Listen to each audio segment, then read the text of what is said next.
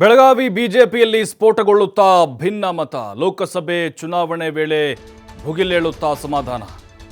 ಲೋಕಸಭಾ ಚುನಾವಣೆಯ ಸಂದರ್ಭದಲ್ಲಿ ಬಿಜೆಪಿಯಲ್ಲಿ ಸ್ಫೋಟಗೊಳ್ಳುತ್ತಾ ಅಂದರೆ ಜಾಸ್ತಿ ಆಗುತ್ತಾ ಅಂತ ಆಲ್ರೆಡಿ ಅಸಮಾಧಾನಗಳಿದಾವೆ ಸಣ್ಣ ಪುಟ್ಟ. ಅದಿನ್ನೂ ಜಾಸ್ತಿ ಆಗುತ್ತಾ ಅನ್ನೋದು ಈಗ ಆತಂಕ ಕಾಡ್ತಿರೋದು ಬಿಜೆಪಿ ನಾಯಕರಿಗೆ. ಕಮಲ ಪಾಳೆಯದಲ್ಲಿ ಎಲ್ಲವೂ ಸರಿ ಇಲ್ಲ ಬೆಳಗಾವಿ ಪಾಲಿಗೆ. ಲಕ್ಷ್ಮಣ್ ಸವದಿ ಪಕ್ಷ ಬಿಟ್ಟರು ಬಣ ರಾಜಕೀಯ ಶಮನ ಆಗಿಲ್ಲ. ಗುಂಪಿದಾವೆ ಅಲ್ಲಿ.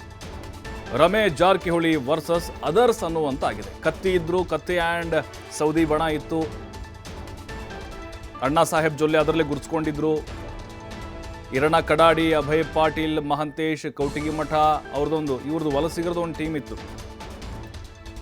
ಈಗ ಅಲ್ಲಿ ಮಹೇಶ್ ಕುಮಟಳ್ಳಿ, ಕಾಗವಾಡ ಅಂದರೆ ಶ್ರೀಮಂತ್ ಪಾಟೀಲು ಜೊತೆಗೆ ರಮೇಶ್ ಜಾರಕಿಹೊಳಿ ಇವ್ರದೊಂದು ಟೀಮ್ ಇತ್ತು. ಕತ್ತಿಯವರಿಲ್ಲ, ಈಗ ಸೌದಿಯವರು ಬಿ ಜೆ ಪಿಲಿಲ್ಲ. ಆದರೂ ಕೂಡ ಬಣ ರಾಜಕೀಯ ಇನ್ನೂ ಅಲ್ಲಿ ಮಗ್ಗಲ ಮುಳ್ಳಾಗ್ತಾ ಇದೆ. ಅಂದರೆ ಈಗ ಕತ್ತಿ ಇದ್ದಾರೆ, ರಮೇಶ್ ಕತ್ತಿ ಇದ್ದಾರೆ, ಅವರು ಹೇಳೋಕ್ಕಾಗಲ್ಲ. ಈಗ ಬಿ ಜೆ ಪಿಲಿದ್ದರೂ ಇರ್ಬೋದು, ಕಾಂಗ್ರೆಸ್ಗೆ ಹೋದರೂ ಹೋಗ್ಬೋದು. ಬಟ್ ಈಗ ಲಕ್ಷ್ಮಣ್ ಸವದಿಯವರು ಪಕ್ಷ ಬಿಟ್ಟರೂ ಕೂಡ ಬಣ ರಾಜಕೀಯ ಅದು ಹಾಗೆ ಜೀವಂತವಾಗಿದೆ. ನೋಡಿ, ರಮೇಶ್ ಜಾರಕಿಹೊಳಿ ಎಲ್ಲಿ ಪಕ್ಷದ ಚಟುವಟಿಕೆಗಳಲ್ಲಿ ಎಲ್ಲಿ ಕಾಣಿಸಿಕೊಳ್ತಿದ್ದಾರೆ. ಲಕ್ಷ್ಮಣ್ ಸವದಿಯವರು ಏನಿದ್ದಾಗ ಪರೋಕ್ಷವಾಗಿ ಅದು ಗೊತ್ತಾಗ್ತಾ ಇತ್ತು ಎಲ್ಲವೂ ಸರಿಯಿಲ್ಲ ಅಂಥೇಳಿ.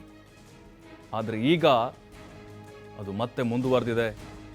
ಅಣ್ಣಾ ಸಾಹೇಬ್ ಜೊಲ್ಲೆ ಇರ್ಬೋದು, ಅದರ ಜೊತೆಗೆ ಅಭಯ್ ಪಾಟೀಲ್ ಇರ್ಬೋದು, ಈರಣ್ಣ ಕಡಾಡಿ ರಾಜ್ಯಸಭಾ ಮೆಂಬರು, ಜೊತೆಗೆ ಮಹಂತೇಶ್ ಕೌಟಿಗಿಮಠ, ಇವರೆಲ್ಲರದು ಒಂದು ಗುಂಪು. ಆಮೇಲೆ ವಲಸಿಗರು ಅದರ್ಸ್ ಇದಾರಲ್ಲ, ಅವ್ರದ್ದು ಕೂಡ ಮತ್ತೊಂದು ಗುಂಪಿದೆ. ಹಾಗಾಗಿನೇ ಬೆಳಗಾವಿ ಪಾಲಿಗೆ ಒಂದು ರೀತಿ ಬಿ ಜೆ ಪಿಲಿ ಏನಾಗ್ತಿದೆ ಅಂತ ಹೇಳಿದ್ರೆ ಒಡೆದ ಮನೆ ಆಗಿಬಿಟ್ಟಿದೆ. ಮನೆಯೊಂದು ಮೂರು ಬಾಗಿಲು ಪರಿಸ್ಥಿತಿ ನಿರ್ಮಾಣ ಆಗಿಬಿಟ್ಟಿದೆ ಬಿ ಜೆ ಪಿಗೆ. ಹಾಗಾಗಿನೇ ಇದು ಲೋಕಸಭೆ ಚುನಾವಣೆ ಹತ್ತಿರ ಬಂದಂಗೆ ಇನ್ನೂ ಜಾಸ್ತಿ ಆಗುವಂತಹ ಸಾಧ್ಯತೆಗಳು ಕಾಣಿಸ್ತಾ ಇದೆ. ಅದರಲ್ಲೂ ಈಗ ಲಕ್ಷ್ಮಣ್ ಸವದಿಯವ್ರನ್ನ ಮತ್ತೆ ಬಿ ಜೆ ಪಿ ಕರೆ ತರುವಂಥ ಪ್ರಯತ್ನಗಳು ನಡೀತಾ ಇದೆ. ಅವ್ರು ಮತ್ತೆ ಬಿ ಜೆ ಪಿಗೆ ಬಂದರೆ ಎಲ್ಲ ಶಮನ ಆಗಿಬಿಡುತ್ತಾ? ಶಮನ ಆಗಲ್ಲ, ಅದಿನ್ನೂ ಜಾಸ್ತಿ ಆಗುತ್ತೆ. ರಮೇಶ್ ಜಾರಕಿಹೊಳಿ ಮತ್ತೆ ಸೈಲೆಂಟ್ ಆಗ್ಬೋದು, ಮತ್ತೆ ಸೈಡ್ಲೈನ್ ಆಗ್ಬೋದು. ಹಾಗಾಗಿನೇ ಈಗ ಮೊದಲಿದ್ದಂಥ ಬಿ ಜೆ ಪಿ ಬೆಳಗಾವಿಲಿ ಈಗ ನಮ್ಗೆ ಕಾಣಸಿಗೋದಿಲ್ಲ. ಈ ಬಣ ರಾಜಕಾರಣ ಅನ್ನುವಂಥದ್ದು ಈಗಲ್ಲ, ಬಹಳ ವರ್ಷಗಳಿಂದಲೂ ಕೂಡ ಬೆಳಗಾವಿಯಲ್ಲಿ ಜೀವಂತವಾಗಿದೆ.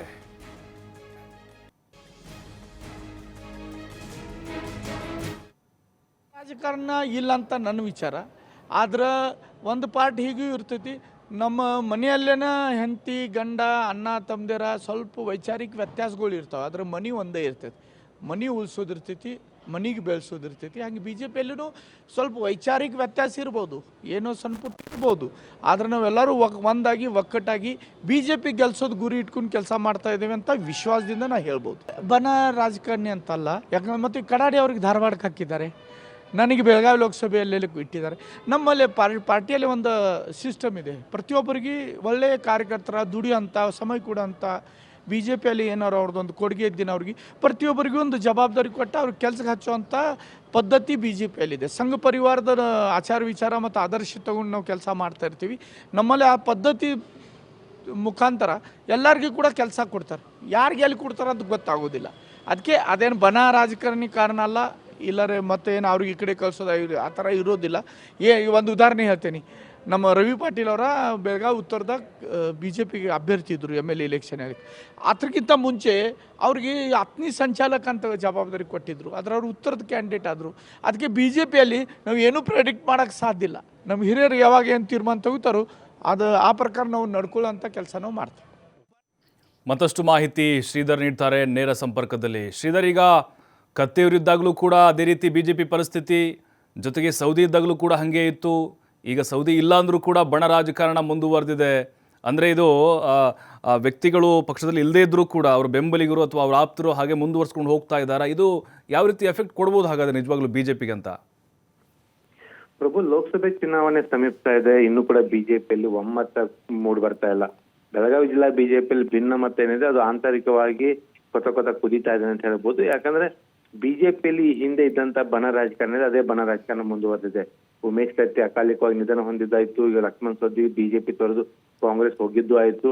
ಆದ್ರೂ ಕೂಡ ಈ ಒಂದು ಬಣದಲ್ಲಿ ಗುರುತಿಸಿಕೊಂಡಂತ ಏನು ನಾಯಕರಾದಂತ ಅದು ರಾಜ್ಯಸಭಾ ಸದಸ್ಯ ಹಿರಣ್ಣ ಕರಡಿ ಆಗಿರ್ಬೋದು, ಸಂಸದ ಅಣ್ಣಾಸಾಬ್ ಜೊಲ್ಲೆ ಆಗಿರ್ಬೋದು, ಶಾಸಕ ಅಭಯ್ ಪಾಟೀಲ್ ಆಗಿರ್ಬೋದು, ಮಂತೇಶ್ ಕೌಟಮಠ ಆಗಿರ್ಬೋದು, ಈ ಒಂದು ಬಣ ಏನಿದೆ ಬಣ ಇನ್ನೂ ಕೂಡ ರಮೇಶ್ ಜಾರಕಿಹೊಳಿ ನಾಯಕತ್ವವನ್ನು ಒಪ್ಕೊಳ್ತಾ ಇಲ್ಲ. ಇದು ಎಲ್ಲೇ ಒಂದ್ ಕಡೆ ಬಿಜೆಪಿಯಲ್ಲಿನ ಭಿನ್ನಮತ ಅನ್ನೋದು ಹೊಗೆ ಆಡ್ತಿರ್ತಕ್ಕಂಥದ್ದು. ಯಾಕಂದ್ರೆ ಇದು ಒಂದು ಪ್ರಮುಖವಾಗಿ ನಾವು ನೋಡ್ಬೇಕಂದ್ರೆ ಪ್ರಭು ಈಗಾಗಲೇ ಲೋಕಸಭೆ ಚುನಾವಣೆಗೆ ಕಾಂಗ್ರೆಸ್ ಆಗಿರ್ಬೋದು, ಬಿಜೆಪಿ ಆಗಿರ್ಬೋದು ಸಿದ್ಧತೆ ಮಾಡ್ಕೊಳ್ತಾ ಇದೆ. ಕಾಂಗ್ರೆಸ್ನ ನಾಯಕರು ಒಂದೇ ವೇದಿಕೆಯಲ್ಲಿ ಬಂದು ಒಗ್ಗಟ್ಟನ್ನ ಪ್ರದರ್ಶನ ಮಾಡ್ತಾ ಇದ್ದಾರೆ. ಅದೇ ಬಿಜೆಪಿಯಲ್ಲಿ ಆ ಒಗ್ಗಟ್ಟಿನ ಕೊರತೆ ಕಂಡು ಬರ್ತಾ ಇದೆ. ಇಂದುವರೆಗೂ ಕೂಡ ಎಲ್ಲಿ ಕೂಡ ರಮೇಶ್ ಜಾರಕಿಹೊಳಿ ಈ ಒಂದು ಚುನಾವಣಾ ಪ್ರಕ್ರಿಯೆಯಲ್ಲಿ ಕೂಡ ಕಾಣಿಸಿಕೊಂಡಿಲ್ಲ. ಜೊತೆಗೆ ಹಳೆಯ ಜಾರಕಿಹೊಳಿ ಸೋದರರು ಪರೋಕ್ಷವಾಗಿ ಏನಂದ್ರೆ ಅಂಗಡಿ ಕುಟುಂಬದ ಬೆಂಬಲಕ್ಕೆ ನಿಂತಿರ್ತಕ್ಕಂಥದ್ದು. ಅಂಗಡಿ ಕುಟುಂಬವನ್ನು ಹೊರತುಪಡಿಸಿ ಅನೇಕ ಜನ ಆಕಾಂಕ್ಷಿಗಳು ಕೂಡ ಈಗಾಗಲೇ ಟಿಕೆಟ್ ರೇಸ್ ನಲ್ಲಿ ಇರ್ತಕ್ಕಂಥದ್ದು. ಅವರೆಲ್ಲರಲ್ಲೂ ಕೂಡ ಒಂದು ಆತಂಕ ಮನೆ ಮಾಡಿದೆ. ಯಾಕಂದ್ರೆ ಕಳೆದ ವಿಧಾನಸಭಾ ಚುನಾವಣೆಯಲ್ಲಿ ಇದೇ ರಮೇಶ್ ಜಾರಕಿಹೊಳಿ ಸೂಚಿಸಿದಂತೆ ಏನು ಹಾಲಿ ಶಾಸಕರು ಕೂಡ ಟಿಕೆಟ್ ಕೈ ತಪ್ಪುತ್ತೆ, ಜೊತೆಗೆ ಹೊಸ ಮುಖಗಳಿಗೆ ಅವಕಾಶ ಕೊಡುವಂತ ಕೆಲಸ ಆಗುತ್ತೆ, ಒಂದು ಪ್ರಯೋಗವನ್ನು ಮಾಡಲಾಗುತ್ತೆ. ಆದ್ರೆ ಅಲ್ಲಿ ರಮೇಶ್ ಜಾರಕಿಹೊಳಿ ಕಣಕ್ಕಿಳಿಸಿದಂತ ಅಭ್ಯರ್ಥಿಗಳಿಗೆ ಸೋಲಾಗುತ್ತೆ ಅಂತ ಹೇಳ್ಬೋದು. ಅದು ಏನು ಪಕ್ಷದಲ್ಲಿರ್ತಕ್ಕಂಥ ಆಂತರಿಕ ಬಣ ರಾಜಕಾರಣ, ಗುಂಪುಗಾರಿಕೆಯಿಂದ ಕೂಡ ಇದು ಸೋಲಾಗಿರ್ತಕ್ಕಂಥದ್ದು. ಹೀಗಾಗಿ ಈಗ ಲೋಕಸಭೆ ಚುನಾವಣೆ ಬರ್ತದೆ. ಲೋಕಸಭೆ ಚುನಾವಣೆ ಕೂಡ ಈ ಒಂದು ಬಣ ರಾಜಕಾರಣ ಶಮನಗೊಳಿಸುವಂತ ಪ್ರಯತ್ನವೇ ಬಹಳ ದೊಡ್ಡ ಸವಾಲಾಗಿರ್ತಕ್ಕಂಥದ್ದು. ಅದನ್ನ ಏನು ಶಮನಗೊಳಿಸುವಂತ ಪ್ರಯತ್ನ ಸ್ಥಳೀಯವಾಗಿ ಏನಂದ್ರೆ ಏನು ಸಂಘ ಪರಿವಾರದ ಮುಖಂಡರು ಆ ಒಂದು ಕೆಲಸವನ್ನು ಮಾಡ್ತಾ ಇದ್ದಾರೆ. ಸ್ಥಳೀಯ ಮಟ್ಟದಲ್ಲಿರ್ತಕ್ಕಂಥ ನಾಯಕರ ಏನು ಬಣಗಳಿದಾವೆ ಅವುಗಳನ್ನು ಒಂದುಗೂಡಿಸುವುದು, ಜೊತೆಗೆ ಕೇವಲ ಬಿಜೆಪಿಯ ವರಿಷ್ಠ ಸೂಚಿಸಿದಂತ ಅಭ್ಯರ್ಥಿ ಪರವಾಗಿ ಎಲ್ಲರೂ ಕೂಡ ಕೆಲಸ ಮಾಡಬೇಕು ಅನ್ನೋ ಒಂದು ಸಂದೇಶವನ್ನು ರವಾನಿಸುವಂತ ಕೆಲಸ ಕೂಡ ಆಗ್ತಾ ಇದೆ. ಆದ್ರೆ ಈವರೆಗೂ ಕೂಡ ಏನು ಈ ಒಂದು ಬಿಜೆಪಿಯಲ್ಲಿ ಎರಡು ಬಣಗಳು ಕೂಡ ಒಂದೇ ವೇದಿಕೆ ಮೇಲೆ ಕಾಣಿಸಿಕೊಂಡಿಲ್ಲ, ಒಂದೇ ವೇದಿಕೆಯಲ್ಲಿ ಒಂದು ಒಗ್ಗಟ್ಟನ್ನು ಕೂಡ ಪ್ರದರ್ಶನ ಮಾಡಿಲ್ಲ. ಹೀಗಾಗಿ ಇದು ಎಲ್ಲೋ ಒಂದ್ ಕಡೆ ಮುಂದಿನ ದಿನಗಳಲ್ಲಿ ಬಿಜೆಪಿಯ ಏನು ಲೋಕಸಭೆ ಚುನಾವಣೆ ಹತ್ತಿರ ಬರುತ್ತೋ ಆಗ ಅಭ್ಯರ್ಥಿಯ ಘೋಷಣೆ ಆಗಿರ್ಬೋದು, ಚುನಾವಣಾ ಪ್ರಕ್ರಿಯೆಗಳಾಗಿರ್ಬೋದು, ಎಲ್ಲದರಲ್ಲೂ ಕೂಡ ಒಂದು ಒಡುಕು ಕಂಡು ಬರುವಂತ ಸಾಧ್ಯತೆ ಇದೆ. ಇದನ್ನ ಬಿಜೆಪಿ ನಾಯಕರು ಕೂಡ ಒಪ್ಕೊಳ್ತಾರೆ. ಪಕ್ಷದಲ್ಲಿ ಕೆಲವೊಂದಿಷ್ಟು ವೈಚಾರಿಕ ಭಿನ್ನಾಭಿಪ್ರಾಯಗಳಿದಾವೆ. ಆದ್ರೆ ಪಕ್ಷದ ಅಭ್ಯರ್ಥಿಯನ್ನು ಗೆಲ್ಸೋದಕ್ಕಾಗಿ ಪ್ರಧಾನಮಂತ್ರಿ ಮೋದಿ ಅವರನ್ನ ಮತ್ತೊಮ್ಮೆ ಪ್ರಧಾನಿ ಮಾಡೋದಕ್ಕಾಗಿ ನಾವೆಲ್ಲ ಒಗ್ಗಟ್ಟಾಗಿ ಕೆಲಸ ಮಾಡ್ತೀವಿ ಅನ್ನೋಂತ ಮಾತನ್ನ ಹೇಳ್ತಿದ್ದಾರೆ. ಯಾವಾಗ ಬಿಜೆಪಿಯಲ್ಲಿ ಬಣ ರಾಜಕಾರಣ ಉಲ್ಬಣಗೊಂಡಿದ್ದು ಆಗಾಗ ಬಿಜೆಪಿಗೆ ನಷ್ಟ ಆಗಿರ್ತಕ್ಕಂಥದ್ದು, ಅದು MLC ಚುನಾವಣೆ ಆಗಿರ್ಬೋದು, ವಿಧಾನಸಭಾ ಚುನಾವಣೆ ಆಗಿರ್ಬೋದು. ಹೀಗಾಗಿ ಈ ಬಾರಿ ಲೋಕಸಭೆ ಚುನಾವಣೆಯ ಸಂದರ್ಭದಲ್ಲಿ ಬಿಜೆಪಿಯಲ್ಲಿ ಇರ್ತಕ್ಕಂಥ ಬಣ ರಾಜಕಾರಣಕ್ಕೆ ಯಾವ ರೀತಿ ಬ್ರೇಕ್ ಆಗ್ತಾರೆ ಅನ್ನೋದೇ ಬಹಳ ದೊಡ್ಡ ಪ್ರಶ್ನೆ ಆಗಿರ್ತಕ್ಕಂಥದ್ದು ಪ್ರಭು. ಅಂದರೆ ಈಗ ಶ್ರೀಧರ್, ಇದೊಂಥರ ಪ್ರತಿಷ್ಠೆ ಅಥವಾ ಹಿಡಿತವನ್ನು ಸಾಧಿಸಬೇಕು ಅಥವಾ ನಮ್ಮದೇ ನಡಿಬೇಕು ಅನ್ನೋದು ಈಗ ಸಹಜವಾಗಿ ಬೇರೆ ಕಡೆಯಿಂದ ಬಂದಂಥವ್ರು ಇಲ್ಲಿ ಎಲ್ಲವನ್ನ ಅವ್ರದ್ದೇ ಆಗಬೇಕು ಅಥವಾ ಅವ್ರು ಹೇಳ್ದಂಗೆ ಕೇಳಬೇಕು ಅನ್ನುವಂಥದ್ದು ಸಹಜವಾಗಿ ಅವ್ರಿಗೂ ಕೂಡ ಅಸಮಾಧಾನ ಕಾರಣ ಆಗ್ಬೋದು ಅಂತ. ಅಂದ್ರೆ ಡೇ ಒನ್ನಿಂದಲೂ ಕೂಡ ಇದೇ ಆಗ್ತಿದೆ ಅಂತ ಅಲ್ಲಿ ರಮೇಶ್ ಜಾರಕಿಹೊಳಿ ಬಂದಾಗಿಂದ. ಪ್ರಭು, ಇಲ್ಲಿ ಒಂದೇನಂದ್ರೆ ಜಾರಕಿಹೊಳಿ ಸೋದರರು ಕಾಂಗ್ರೆಸ್ ಆಗಿರ್ಬೋದು, ಬಿಜೆಪಿ ಜಾರಕಿಹೊಳಿ ಸೋದರರು 18 ವಿಧಾನಸಭಾ ಮತಕ್ಷೇತ್ರಗಳಲ್ಲಿ ತಮ್ಮದೇ ಆದಂತ ಒಂದು ಹಿಡಿತವನ್ನ ಸಾಧಿಸಿದ್ದಾರೆ. ಇದು ಒಂದು ಎಲ್ಲ ಒಂದ್ ಕಡೆ ಆಂತರಿಕವಾಗಿ ಒಂದು ಅಸಮಾಧಾನ ಕಾರಣ ಇದ್ರು ಇರ್ಬೋದು. ಆದ್ರೆ ಇತ್ತೀಚಿನ ಏನು ಕಳೆದ ಕೆಲವು ವರ್ಷ ನಡೆದಂತ ರಾಜಕೀಯ ಬೆಳವಣಿಗೆಗಳಾಗಿರ್ಬೋದು, ಸ್ಥಳೀಯ ಮಟ್ಟದ ರಾಜಕೀಯ ನಿರ್ಧಾರಗಳಾಗಿರ್ಬೋದು, ಈ ಎಲ್ಲಾ ಕಾರಣಗಳಿಂದ ಬಿಜೆಪಿಯಲ್ಲಿ ಒಂದಿಷ್ಟು ವೈಮನಸ್ಸು ಈಗಾಗಲೇ ಏನೋ ಉಂಟಾಗಿದೆ ಅಂತ ಹೇಳ್ಬೋದು. ನಾವು ನೋಡ್ಬೋದು ಪ್ರಭು, ಲಕ್ಷ್ಮಣ್ ಸವದಿ, ಜಗದೀಶ್ ಶೆಟ್ಟರ್ ಬಿಜೆಪಿಗೆ ವಾಪಸ್ ಬಂದ ಬಳಿಕ ಲಕ್ಷ್ಮಣ್ ಸವದಿಯನ್ನು ಬಿಜೆಪಿ ಕರೆತರೋ ಪ್ರಯತ್ನ ಮಾಡಿದಂತ ಮುಂಚಿನಲ್ಲಿದ್ದಂತವರೇ ಹಿರಣ್ಣ ಕಡಾಡಿ, ಅಣ್ಣಾಸಾಬ್ ಜೊಲ್ಲೆ ಅಂದ್ರೆ ಈ ಹಿಂದೆ ಕತ್ತಿ ಮತ್ತು ಸೌದಿ ಬಣದಲ್ಲಿ ಗುರುತಿಸಿಕೊಂಡಂತ ನಾಯಕರು. ಹಾಗಾಗಿ ಒಂದು ಅದೇ ಮತ್ತೊಂದ್ ಕಡೆ ಏನು ರಮೇಶ್ ಜಾರಕಿಹೊಳಿ ಬಣದಲ್ಲಿರ್ತಕ್ಕಂಥ ಏನು ಮಹೇಶ್ ಕುಮಟಳ್ಳಿ ಕೂಡ ಒಂದು ವ್ಯಂಗ್ಯ ಮಾಡುವಂತ ಕೆಲಸ ಮಾಡ್ತಾರೆ. ಏನಂದ್ರೆ ನನ್ನ ಸತ್ರು ಕೂಡ ನನ್ನ ಹೆಣವು ಕೂಡ ಬಿಜೆಪಿ ಕಚೇರಿ ಮುಂದೆ ಹಾದು ಹೋಗೋದಿಲ್ಲ ಅನ್ನೋಂತ ಮಾತನ್ನ ಲಕ್ಷ್ಮಣ್ ಸವದಿ ಅವರು ಹೇಳಿದ್ರು. ಹಾಗಾಗಿ ಯಾವ ಸ್ವಾಭಿಮಾನ ಇಟ್ಟುಕೊಂಡು ಲಕ್ಷ್ಮಣ್ ಸವದಿ ಬಿಜೆಪಿ ಬರ್ತಾರೆ ಅನ್ನೋಂತ ಒಂದು ಲೇವಡಿ ಮಾಡುವಂತ ಪ್ರಯತ್ನವನ್ನ ಮಹೇಶ್ ಕುಮಟಳ್ಳಿ ಮಾಡಿದ್ರು. ಇದೆಲ್ಲವೂ ಕೂಡ ಬಿಜೆಪಿಯಲ್ಲಿ ಆಂತರಿಕವಾಗಿ ಎಲ್ಲವೂ ಕೂಡ ಏನು ಸರಿ ಇಲ್ಲ ಅನ್ನುವಂತ ಒಂದು ಸಂದೇಶ ರವಾನ ಆಗುತ್ತೆ. ಬಣ ರಾಜಕಾರಣ ಏನಿದೆ, ಬಣ ರಾಜಕಾರಣ ಇನ್ನೂ ಕೂಡ ಜೀವಂತವಾಗಿದೆ. ಇದನ್ನ ಯಾವ ರೀತಿ ಶಮನಗೊಳಿಸುವಂತ ಕೆಲಸ ಬಿಜೆಪಿ ರಾಜ್ಯಾಧ್ಯಕ್ಷರು ಮಾಡ್ತಾರೆ, ಯಡಿಯೂರಪ್ಪನವ್ರು ಮಾಡ್ತಾರೆ ಅನ್ನೋದು ಬಹಳ ಇಲ್ಲಿ ಕುತೂಹಲ ಸೃಷ್ಟಿಸಿದೆ ಪ್ರಭು. ಥ್ಯಾಂಕ್ ಯು ಶ್ರೀಧರ್, ತಮ್ಮೆಲ್ಲ ಮಾಹಿತಿಗಾಗಿ.